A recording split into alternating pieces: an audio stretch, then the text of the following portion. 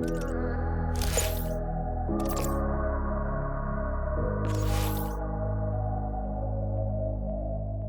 do we do an intro when you're starting a podcast? I mean, it's completely new. I mean, all right. Well, anyways, this is Cautious Coffee, episode 1, and my name's Austin Staton. Got DeRae Crane joining us as the co-host. And DeRae, what is Cautious Coffee? Why are we launching a podcast in 2021 when it seems that everyone else has a podcast already?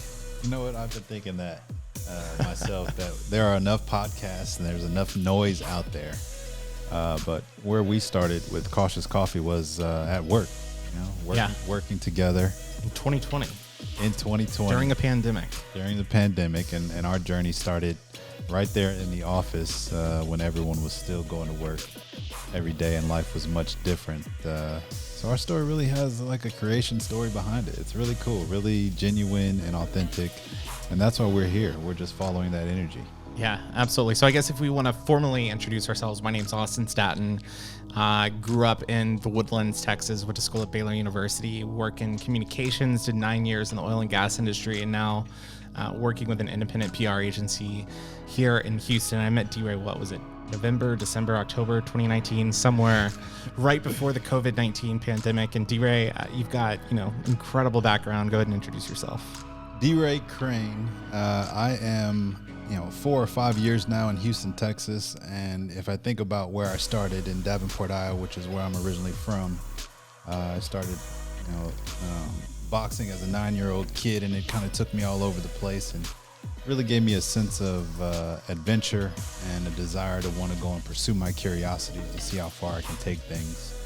And it's really odd and exciting at the same time to think about where I started as a boxer, growing up as a poor black kid in Davenport, Iowa, going to school in the Upper Peninsula of Michigan, where it's just a culture shock and things are a lot different up there than they are down here. And then joined the military. I joined the military and was active duty for 6 years. 6 years as a logistics officer, and the last 5 I'm still in. You can't get out. As a civil affairs officer. I'm doing my best to get out right now, quite honestly, so I could pursue some other things.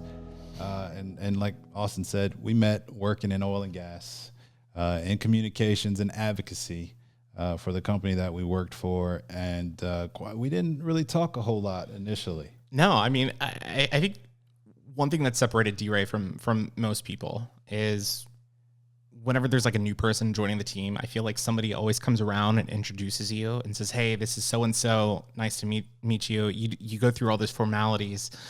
DeRae didn't even wait for people to introduce him. He just went around introducing. And I think probably within a week or 2 of meeting, I was drinking like Starbucks coffee every morning, slurping my coffee. I had no idea that I even did this. I mean, no clue that I was slurping coffee. And DeRae was like, "Man, I can hear you, Austin, quiet down." And I was like, I don't even realize what's going on. I love my vanilla latte in the morning. And fast forward to... So this is before we ever even thought about Cautious Coffee.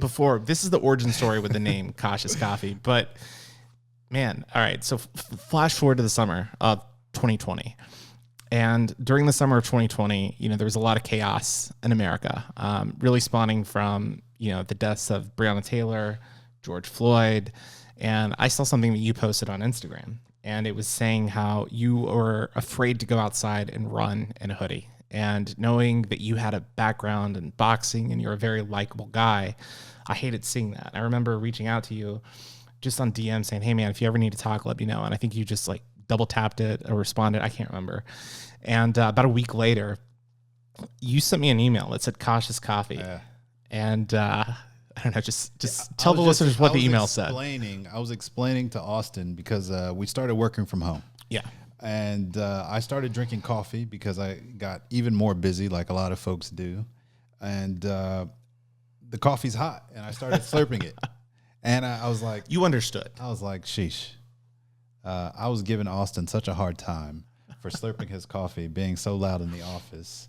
And here I am. So I drafted up an email, and it was subject line was Cautious Coffee. And that's how Cautious Coffee was born. Yeah. And when Austin and I had met he and I would talk. I'd come by his desk. He has something that said "Seek discomfort" on his desk, and I'm all about seeking discomfort, but in real time. Yeah, and I like to know that people are about that action, in the sense that what they say and how they project themselves to the world is what they actually are. So I'm going to go and poke and prod at you. I'm a troublemaker in that way, because I value authenticity, as opposed to a facade of some sort. So that's how Austin and I started talking. And then I gave him a hard time. That's how I was able to give him a hard time about the coffee, that he was making noise. Yeah, but it works out. But anyways, that's kind of the origin story of Cautious Coffee, where it came from. And we actually started these weekly conversations at the company that we work for. We really dove into issues that we felt impacted our country, our culture, our people. And we really didn't like how a lot of, whenever there was discussion on key issues, that it was always done from the top down at the company. And you kind of felt, at least I did, that there was some sort of disconnect with some of the issues that were happening, and, maybe somebody discussing one of these issues and they lived, in a completely different continent. And so it's like, were they really subject matter experts? That was just my opinion. But DeRae and I wanted to have these conversations and almost have them from the bottom up. And we felt that we could have change and maybe impact a positive work culture by having these conversations. And ultimately we decided to take this to iTunes, take it to Spotify, take it to YouTube. So this is episode 1, and we're going to discuss so many different issues on this podcast and video series. We have no idea where this is going. We've kind of scripted out topics that we're going to discuss, but very roughly. It's not scripted in nature. Yeah, not rehearsed at all. It's not rehearsed. Who knows? It could be great. It could be terrible, but we're here. We want to have these conversations. We want people to seek empowerment, not power. And we want people to be better people, have conversations. I think that's one thing that has been very difficult in our society is people are afraid to have difficult conversations. And part of that's from just not wanting to take ownership. So Austin and I, Austin replied to that email that I sent him. He said, I have this incredible idea. And it just grew from there. Yeah. And then we involved, our colleagues, and we'd have a weekly webcast, and, we have, 30 or 40 folks on the webcast. And we were like, well, we have something here. And we're just leading from where we were, not, as senior leaders necessarily, but as people, right? It's just people coming together. Peopling is what I call it. And just having those difficult conversations to try to gain awareness and understanding. To be better people. Yeah. And I think that's the entire objective of Cautious Coffee, is to create better people, to create people who are, and to empower people to have uncomfortable conversations, to learn and grow from one another, to share experiences based as they've understood them and how they've grown up. Because DeRae and I have grown up in completely different, parts of the world. I grew up in suburban Houston. And, upper middle class neighborhood. Now, we weren't upper middle class by any means, but still had the access to, things like education and infrastructure that, some others throughout the country just don't have the opportunity to have. So we want to have these like real discussions. And if there are any topics that you want us to discuss, we encourage you to follow us on our social media platforms. Just search Cautious Coffee on Facebook, Instagram, LinkedIn, and YouTube. And you can also visit our website, cautiouscoffee.com. And I think in a few episodes, we're going to have like a Patreon page. So if you want to join us on Patreon and get additional benefits, maybe shop some merch, I think it's patreon.com/cautious coffee. But DeRae, let's go back to where it all started. And our first topic that we had when we originally did Cautious Coffee internally was on race in America. And it was after George Floyd and the whole conversation around Black Lives Matter. And I know it was a very sensitive time at our company because the company had never had Martin Luther King Day off. They had never had Juneteenth off. And here we are in 2020 during a middle of a pandemic making these changes. And I thought that it was good for at least the company to recognize it. And I really enjoyed our first conversation to hear, where people were coming from, because there was was a very difficult time because you knew that, police had done something incredibly wrong, murdering George Floyd.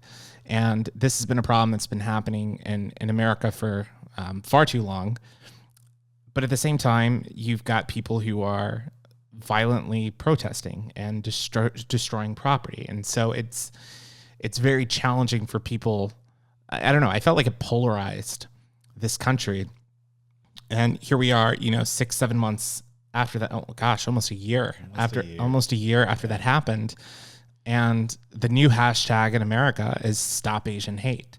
And so we're still seeing this racism happening, and it's not just limited to blacks and Asians. I mean, it's happening everywhere. So many different cultures have been impacted, and I mean, what's going on in America, man? I think America, land of the free, home of the brave, we really hold it to a different standard. Yeah. Right. The ideals, our Constitution, the opportunity that you have here in this country. So it's heartbreaking when something like the Floyd case happens. And I remember reaching out to my line manager at the time and just saying, I'm really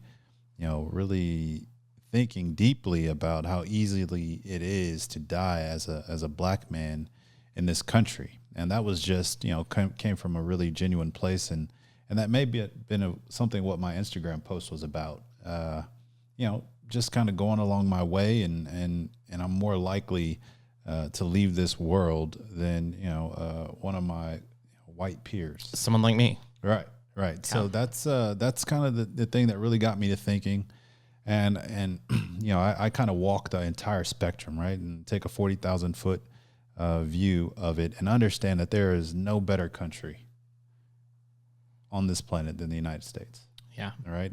It doesn't.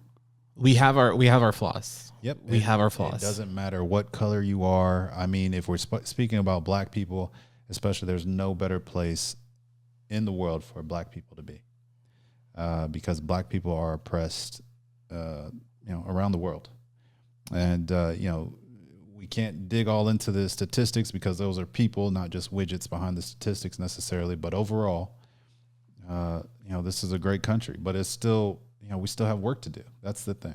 We still have work to do, and we all have our biases, and we all have fear and uncertainties, and these things, they reveal themselves through, incidents like what happened with George Floyd. I think a lot of it too is ignorance. For me, I grew up in a bubble in the Woodlands, Texas. And the joke that we used to have at our high school was, we had a lot of diversity. We had blondes, brunettes, occasional redhead or two. And then I moved on to Baylor University. And I think the numbers at Baylor are something like 70 to 75% white. And then the rest is, a mix between, black, Hispanic, Asian. So I don't think I was really exposed to race. And when I was, I had, a few friends who were black and the Woodlands and at Baylor, but I never had conversations about, some of these struggles and issues that were happening. I don't know. I felt like I don't know if I was isolated by it, or if I was maybe just thinking, it can't happen to, my friends, most of these people, maybe they have a criminal background or something like that. Maybe that was my perspective. And I never even thought to have those conversations. And, we've had police violence in the U.S. for quite some time. And I think each time it's, been a heated controversy for about a week or two, and then people forget about it. Yeah. And I think this year in 2020 was completely different. And I do wonder if maybe the pandemic had kind of built up this frustration and gave people a cause, to speak out, to protest. But it was different. And, after Breonna Taylor and George Floyd were killed, I started to see people that I knew from Baylor and my high school start to share their experiences, similar to yours, suggesting how, they've been targeted for racism or hate, or just sharing stereotypes and difficulties. And I felt terrible because I never knew that some of these things were happening. And yeah, I mean, that's just kind of where my head was at. And I think it comes down to ignorance at the end of the day. Absolutely. I think sometimes we're afraid to ask questions because we don't want to come across as ignorant and not being a subject matter expert in something. And so we're afraid to ask these questions or learn about someone's experiences, someone's backgrounds. And I think that's potentially what's holding our country back. Well, we may not even, there is the ignorance piece. And that's not to say that it's, that's not demonizing anyone. It's just they may not know what questions to ask, right? Because there's a lack of awareness, a general lack of awareness, and it's generational. So it's hard to fault people, and unless that person really wants to, kind of ascend and become greater and evolve, they really have to ask themselves first those difficult questions. What am I missing? What don't I know? What am I not? What haven't I been exposed to? So, that ignorance piece where they haven't traveled much, they haven't left their bubbles. And then, like I said, it rears itself through our law enforcement, through our systems throughout this country. I was watching a documentary. It's even in, AI that a lot of American-based companies have, they program these algorithms, and even the coding and the technology is biased. So, I mean, it's a real fundamental question that we have to ask ourselves. And as long as you're asking yourself those questions, I think you can get to a better place. And I know we had a piece on Obama talking about, how do we remedy it? Yeah, so we do have a clip that we want to play, and this was Barack Obama in early April discussing how to cure racism. But before we get into that clip, DeRae, I do want to ask you another question, because I feel like if you're a scientist, an engineer, if you're a communicator, if you're a social worker, if you want to improve your craft, you're always going to ask questions. You're always going to learn and grow. Why are we hesitant to learn and grow outside of our comfort zone? I think it's just natural. It's, no one else around you. Your sphere of influence has a great deal of influence on you, whether you get married or you want to be a husband or you want to be a spouse. Whether you go to college, what kind of jobs, what kind of sports you're interested in. And if your sphere, like your family, if they aren't, interested in those things, you're less likely to be interested in those things. So, you wouldn't even think to ask yourself those questions. And with the pandemic, it really forced us all to slow down, right? So it's like we had time. Yeah. All right. We had time to watch that clip over and over again. We had time to go out in the streets and protest. We had time to get upset. And, the media plays a role in it too, where they kept it in our face. And then you have social media, the stuff spreads like wildfire. So that's what's so wild, is that like these things like this happen all the time, but people didn't have camera phones. They weren't able to get it uploaded onto a social media site. Everyone's a journalist now. Everyone is a journalist. Everyone is a journalist. Now. Everyone wants the juiciest story, whether it's a street fight or a car accident, I mean, think about it in high school, right? Whenever there was a fight in your cafeteria, every single student would huddle around in that circle watching that fight. Yeah. And now it's the same thing. Whenever there's any sort of violence or anything going on, people don't want to actually step up and interact, but they want to record it. And I wonder, about that with George Floyd. I mean, there had to have been other people walking around seeing that he was yelling, "I can't breathe," for 9 minutes. Yeah, but when you see the police there, these these people that are supposed to be protecting you, protecting and serving, and they have that air of authority. The normal person would probably be scared. Yeah, it's a fair point. Yeah. It's a fair point. So this clip right now that we're going to play, it's a quote. It's really about a 2.5 minute clip from President Barack Obama. It was recorded in April 2021 on how to cure racism. And here is his answer. I don't think any of us have a silver bullet to deal with racism. A lot of it is hardwired, this notion of humans being afraid of those who are not like us, and shifting our attitudes about tribe and outsiders, and in ways that we haven't outgrown yet. But I can say in the American context, there are a couple things that are absolutely necessary. Number one, making sure that our kids know our history, right? That the inequalities that we have today, whether it's in terms of incarceration and arrest rates, or the wealth gap, or the education gap that exists, that these don't just spring up, but are in fact the legacy of hundreds of years of systematic discrimination against African Americans and people of color. The second thing is to make sure that all of us try to reach out, and Bruce and I talk about this a lot in the podcast, being able to reach out to people who aren't like us, and doing so with an open mind and an open heart, and knowing that you have to learn about folks who are not like you, and that sometimes that may make you uncomfortable. But if you're only with people who agree with you, laugh at the same things you do, care about the same stuff you do, listen to the same music, then we're not going to learn from each other, and things aren't going to get better. And the third thing is, and this may be the trickiest thing, for white folks not to feel overly defensive or embattled when there's a discussion about our legacy of racism in this society, that it's not necessarily an indictment on them personally, but rather is a description of history that they can be a part of solving.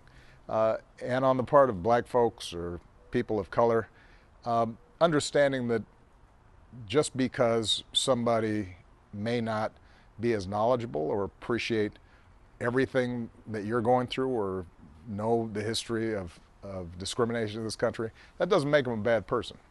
And that you have to be willing to both correct folks when they're off, but not condemn them and suggest that just because they didn't get things exactly the way you think they should, that makes them a bad person, right? That willingness to be open to others and to give people the benefit of the doubt, I think is also part of the healing process and the reckoning process that we're going to have to go through. I thought he made some very, very good points, especially there toward the end, on really showing people grace that don't have these conversations or don't understand. And to me, that kind of comes across as don't necessarily cancel people or use that as an opportunity to block somebody out of your life, but maybe use that as an opportunity to educate them and maybe have a conversation in a way that potentially is relatable to them. That's kind of one of the takeaways that I got, is that we need to try to have these conversations with people. But in terms of ending racism, he goes on to say how there's a lot of systematic racism built into the country. And the one thing that he mentioned that I know we've talked about, and this is probably going to be a completely different episode, was education and access to opportunity.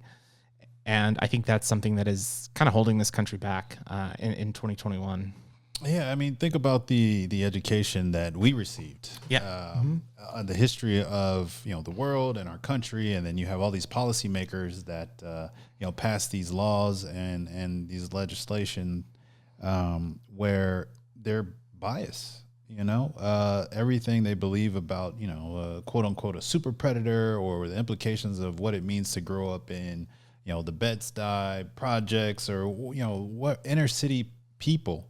They have these preconceived notions, and they don't necessarily know any better. They may think they're doing what's best, and policymakers are focused on the here and now and not necessarily thinking about the secondary and tertiary effects of their decisions, because they want to get elected, they want to get reelected. So it's problematic, but I can understand. And the grace piece, if I'm a black man, and I want the majority population to, evolve and be able to understand my struggle, they have to do it quick, fast, and in a hurry. Otherwise, we end up with these situations where we just keep exacerbating, the condition of the black community.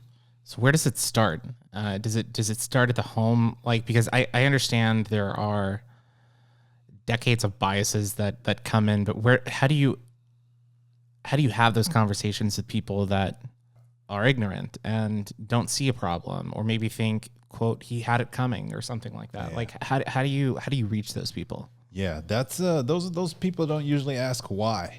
Right. You know, they take what they're told and they run with it instead of asking, you know, well, why was this person, even if he was, intoxicated or inebriated, well, why was he? Let's kind of unpack everything that brought. Let's talk about George Floyd to that point where he was outside of that store that day. Yeah.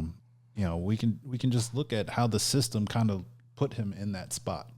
Whereas if he had, you know, gone to college and had a, you know, some sort of a job that was, you know, fruitful, I'm not necessarily certain about his background, but, you know, he may have not found himself in that position that day. And that story probably happens time and time again throughout this country. I mean, you look at someone like Botham Jean, who I believe worked at a Big Four accounting firm.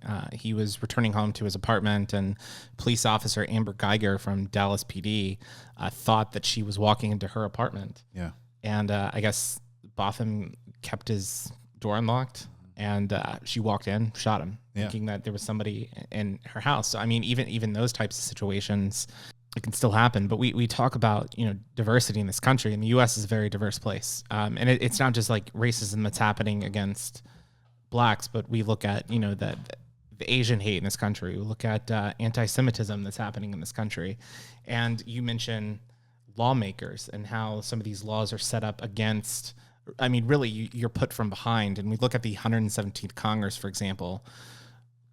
This is the most diverse Congress that we've ever had. Yeah. But here are the numbers. Only 23% of the U.S. House and Senate are racial or ethnic minorities. 23%. Yeah. Overall, 124 lawmakers today identify as Black, Hispanic, Asian Pacific Islander, or Native Americans, according to Pew Research. This represents a 97% increase over the 107th Congress of 2001 to 2003, which had 63 minority members. So that's according to Pew Research. So we've seen a lot of growth in the last 20 years, but still, even 23% doesn't represent this country if you look at it as a whole. Yeah, absolutely. You're going to, you're going to have some skewed results. Humans, part of the human condition is looking after your own interest, your best interest, and even if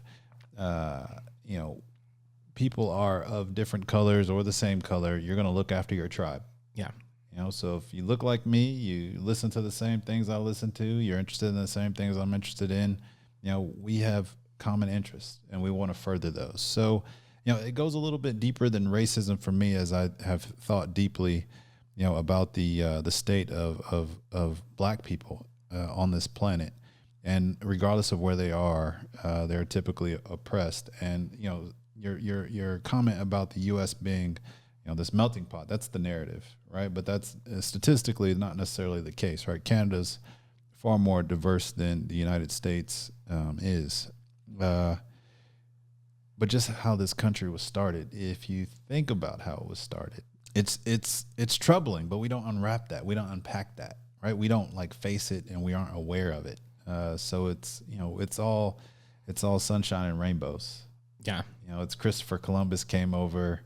He has a statue somewhere or several statues, and you know, that narrative was played up as opposed to seeing, you know, black people and statues. I see in the history books, I see them hanging from trees. You know, what does that do to the millions of us? I mean, even if you want to go a step further, you know, Native Americans being here for thousands of years before. So yeah, I mean, I do think that comes down to education. Are we afraid to teach, you know, some of the checkered past of this country? Because we're all taught that, you know, America's this great place, and I think we agree, America overall, amazing place. Yeah. But that doesn't mean that we don't have flaws. Still have work to do. We can still progress and make this a more inclusive and better society for our kids, our grandkids. I think that's one of the goals that we have for this podcast, is to maybe encourage these conversations, you know, whether it's on education, whether it's on race, whether it's on time, finance, whatever, that we can maybe have you think a little bit more and go beyond just the high level, and maybe just want to engage in discourse with your friends, with your family, with us.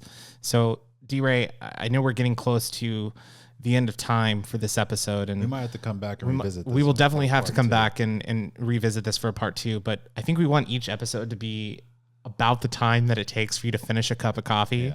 So that's 20 to 30 minutes, somewhere in that time frame. We might go a little bit long on occasion, but if you're giving like one takeaway for our listeners out there, our audience on race in America, what would you tell them on how they can be part of the solution and not part of the problem? I think I want to take I want to take Donald Trump's "Make America Great Again" and leave people with "Let's make America the greatest it's ever been." That's the takeaway, and that applies to more than just race. That's everything. That's personal health. That's personal accountability and responsibility. And really looking out for one another and stop letting fear get a vote. Stop letting fear get a vote. I love that. Yeah. I love that. We're gonna go ahead and clip that and use that on social media. But I think for me, it's just don't be afraid to have a conversation. Reach out to people. Know that it's okay. I mean, if I wouldn't have sent a DM back to DeRae, we probably wouldn't be sitting here today. We probably wouldn't have started Cautious Coffee. We probably wouldn't have developed a solid friendship to the point where he convinced me to jump out of an airplane. So take those risks, even if it is something that you're uncomfortable with, even if you're not a subject matter expert, that's okay. That's part of the process is to learn and to grow, is to take that first step. So just kind of keep that in mind. But I don't know. It's been fun. Episode 1. We hope you liked it enough that you can stay on board with us. If you're watching on YouTube, we encourage you to hit the subscribe button, smash the like button. If you're listening on iTunes, we really, really encourage you to leave us a 5-star review. That helps us out with the algorithm. So maybe we can get on the new and noteworthy iTunes list. That would be the ideal situation. But DeRae, if our guests, our listeners, they want to follow us, they can just search Cautious Coffee on most social media platforms. I think the only one that we're not going to be on is Twitter. Okay. I don't know. I think it's just too much to handle. Maybe we will. Yeah, Who knows? at some point. But for now, you can follow us on LinkedIn, Instagram, and Facebook. And of course, go to our website, cautiouscoffee.com. But DeRae, 32 minutes into episode 1. It's been great. Yeah, thanks, man. This is awesome. All right. Well, we hope you enjoyed this inaugural episode of Cautious Coffee.